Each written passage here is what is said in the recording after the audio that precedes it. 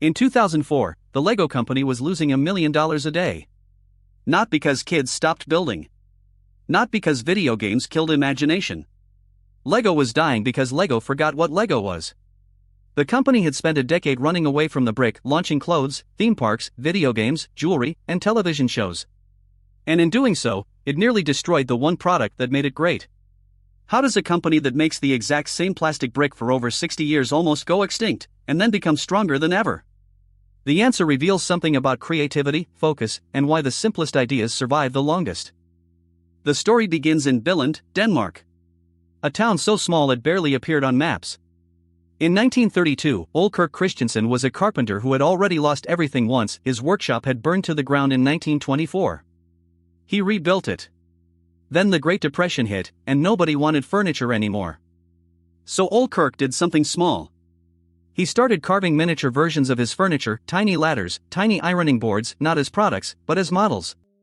And then he realized children wanted to play with them. He named the company Lego, from the Danish words legot, meaning play well. He never imagined that name would one day be worth more than Nike. For 15 years, Lego made wooden toys, ducks, cars, yo-yos. Then in 1947, Ole Kirk made a bet that nearly everyone thought was reckless. He bought the first plastic injection molding machine in Denmark. It cost more than the company's annual revenue. His own employees told him he was crazy. Wooden toys had worked for generations. Plastic was cheap. Plastic was temporary.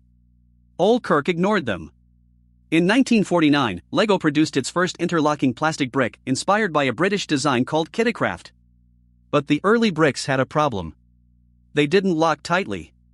You could nudge a wall and it would collapse. In 1958, Godfred Kirk Christiansen, Ole Kirk's son, now running the company, solved the problem. He added hollow tubes to the underside of the brick. Suddenly, the pieces locked together with what engineers call clutch power. The grip was perfect. Strong enough to hold, weak enough for a child to pull apart. That patent, filed on January 28, 1958, changed everything. The brilliant part? The bricks from 1958 still fit perfectly with bricks made today. 60+ years of compatibility. Every brick ever made is part of the same system. Ole Kirk died that same year, never seeing what his brick would become. Godfred understood something his father felt but never articulated. A toy that stands alone is a product. A toy that fits with other toys is a system. In the 1960s, Lego introduced the concept of a system of play. Every set could connect to every other set. A space station could attach to a castle. A police car could park on a pirate ship. This was the genius. Lego didn't sell a toy. It sold a universe where creativity was the only limit. By 1970, Lego was global. By 1990, it was one of the most recognized brands on Earth. The brick was untouchable. And then, they tried to improve it. The 1990s brought a new fear to Billund. Digital. Video games. The internet. Suddenly, plastic toys seemed old. Lego panicked. Between 1994 and 2002, the company launched an avalanche of new products. Galador action figures. Jack Stone's simplified bricks. Clicket's jewelry for girls. Explore baby toys. Lego software. Lego clothing lines. Lego watches. Lego television shows. For Legoland theme parks. The number of unique Lego pieces exploded. From around 6,000 components in 1997 to over 14,000 by 2004. The company wasn't just making bricks anymore. It was trying to be Disney, Mattel, Nintendo. All at once. Each new color. Each new shape.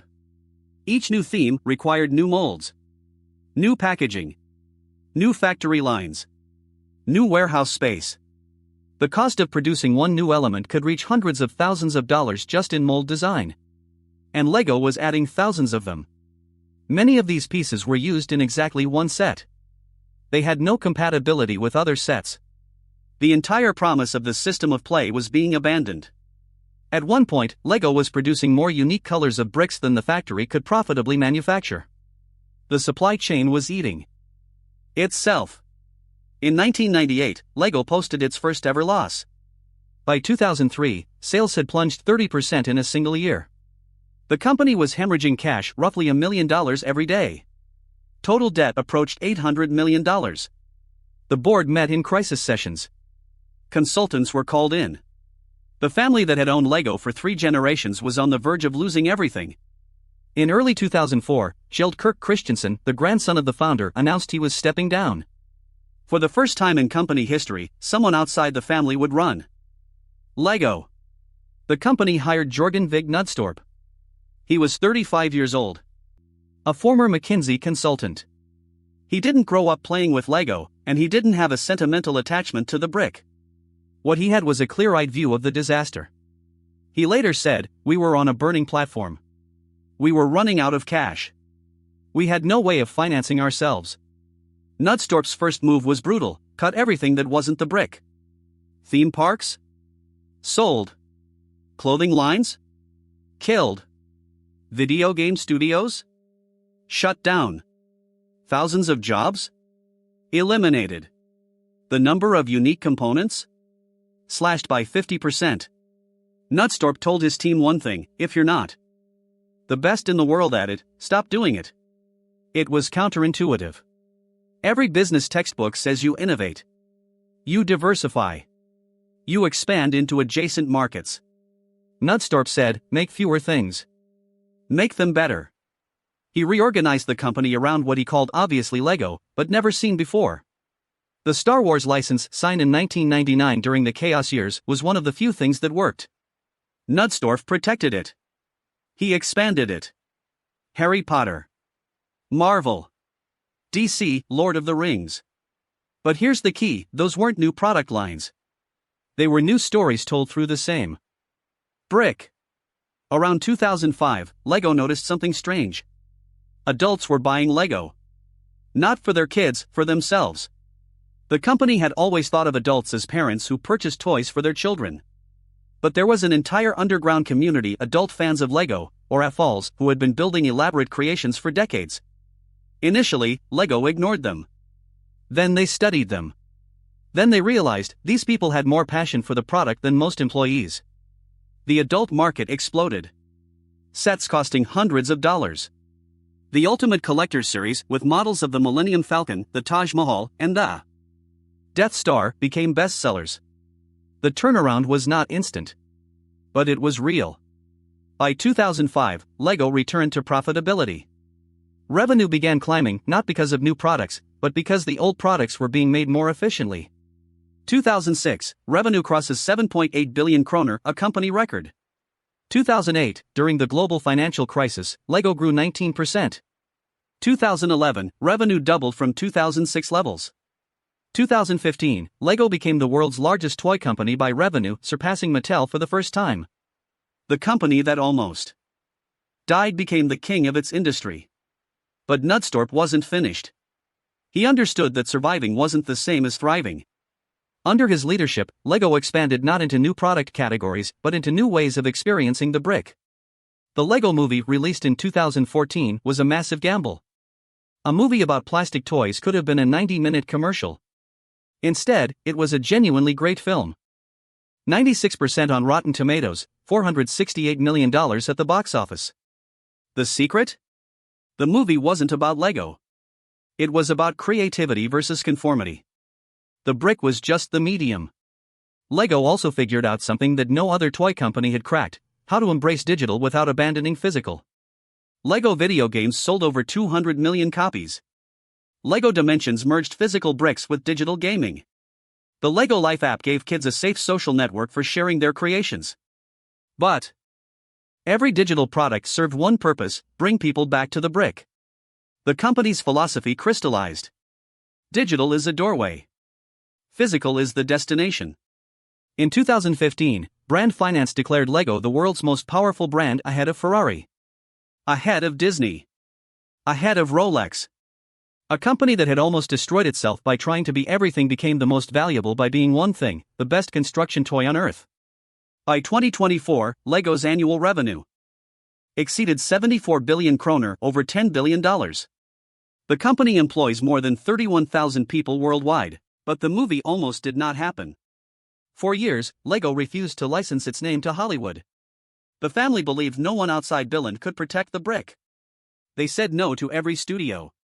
Until they found directors who understood something they themselves had forgotten. The brick is not a character. It is a tool. A medium for creativity. The story does not belong to LEGO. It belongs to whoever is building. That realization unlocked everything. In 2004, LEGO was losing $1 million every day. Jorgen Vig Knudstorp, 35 years old, former McKinsey consultant, walked into Billund and gave an order no one expected. Cut the product line in half. 12,000 unique components existed. He asked, how many do we actually need? The answer was 6,000. Theme parks were sold. Clothing lines were killed. Video game studios were shut down. Jewelry. Watches. Television. All gone. Knudstorp told his team one thing. If you are not the best in the world at making the brick, stop doing everything else. What stayed was exactly what Ole Kirk had started in 1932. A wooden workshop in Billund. A motto above the door. Only the best is good enough. The brick itself is almost unchanged since 1958. 8 studs on top. 3 hollow tubes underneath. A tolerance thinner than a human hair. In 2020, during the most digital year in human history, LEGO grew 21%. Parents trapped at home with their children opened boxes of bricks. Not because they had nothing else to do. Because creation beats consumption every time. LEGO is now the most valuable toy company on Earth. Bigger than Mattel. Bigger than Hasbro. 74 billion kroner. Factories on 4 continents. 31,000 people making plastic bricks. A wooden sign from 1932. A plastic patent from 1958. Only the best is good enough.